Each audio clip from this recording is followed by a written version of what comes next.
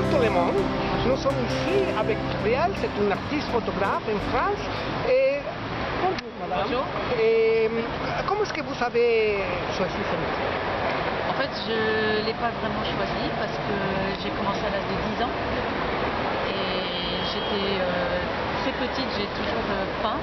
Et après, je suis allée à la photo et c'est venu...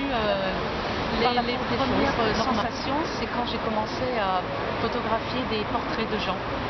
Et très jeune, j'ai commencé des portraits de gens. Au début de votre carrière ici à Paris, vous avez travaillé sur Serge Gainsbourg. Oui. Et comment est-ce que vous avez choisi ce personnage toujours polémique, Oui. et toujours a été dans un moment là-bas très critique? Oui.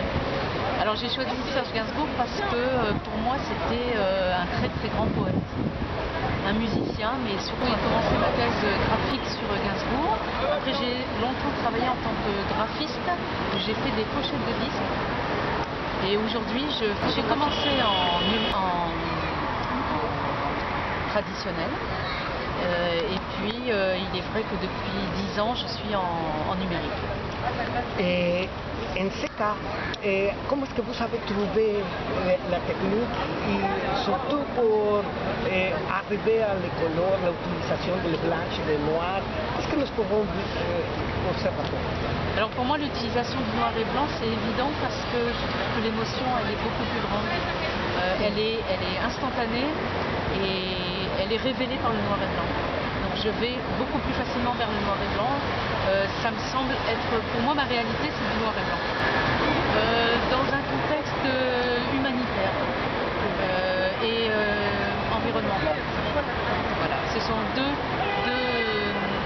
engagements auxquels je suis très attachée. Et par rapport à votre projet de livre qu'on était présenté aujourd'hui, Oui.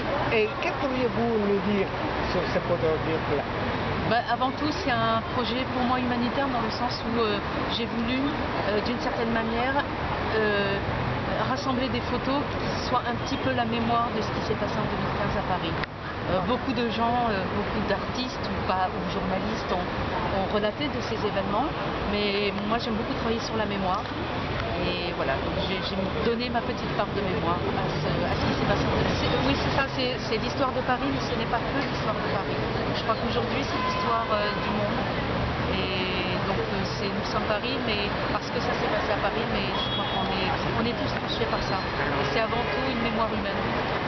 C'est quoi l'importance pour vous, madame, de faire la sensibilité à toutes les personnes qui achètent, qui vont lire votre livre?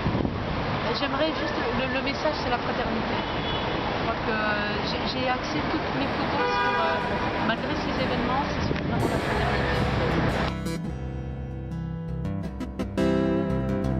Nous sommes ici avec Jean-Luc Bertenschlag. Vous êtes d'origine allemande? Non, c'est une origine alsacienne. Je suis né à Paris, ça fait 50 ans que je vis à Paris.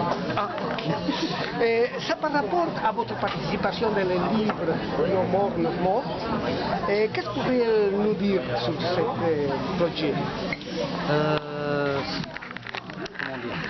J'ai été contacté par l'intermédiaire d'une des associations, Life for Paris, qui m'a fait part de ce projet de livre photo. Moi j'habite au-dessus d'une des terrasses, la Belle Équipe. Je suis avec d'autres personnes descendu porter secours. Et qu'est-ce que nous pourrons dire pour la présentation du livre aujourd'hui? En fait, le livre, je ne l'ai pas lu. Ah ouais. Non, je ne l'ai pas lu encore. J'attendais ce soir pour en acheter un. J'avais commencé à l'écrire. J'ai eu envie de raconter ce qui s'était passé ce soir-là. Qu'est-ce que j'avais vécu moi de mon côté, alors que j'étais chez moi en train de regarder la télé avec ma fille et que d'un seul coup il y a eu des tirs en bas de chez moi. puis voilà, ce que derrière on a fait, le fait d'être descendu, d'avoir vu d'autres personnes qui ont essayé de porter secours aux gens qui étaient par terre. Et puis derrière, on s'est retrouvés, on a monté ce qu'on appelle le collectif citoyen du 13 novembre. C'est en ce moment-là que j'ai voulu témoigner aussi.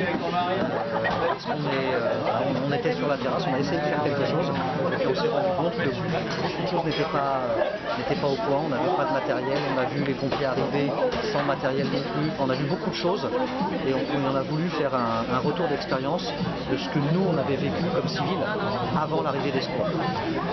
Je vous remercie beaucoup, Jean-Luc, et nous souhaitons ici une bonne présentation du livre Non mort, nous public.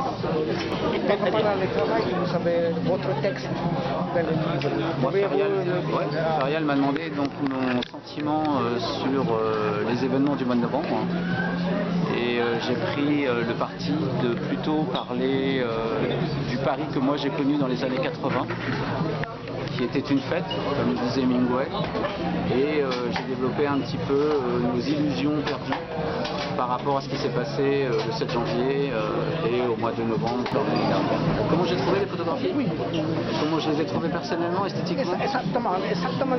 L'impression que vous avez reçue. L'impression, c'est que déjà, Farial, l'auteur du livre, est une photographe formidable, qui arrive à, comme Robert Doisneau ou Willy Ronis, à faire vraiment ressortir d'une façon très très forte ce qu'est le Paris d'aujourd'hui et ce qui a été surtout le Paris meurtri par ces événements. Merci beaucoup, monsieur. Et je vous souhaite une bonne présentation. Merci beaucoup.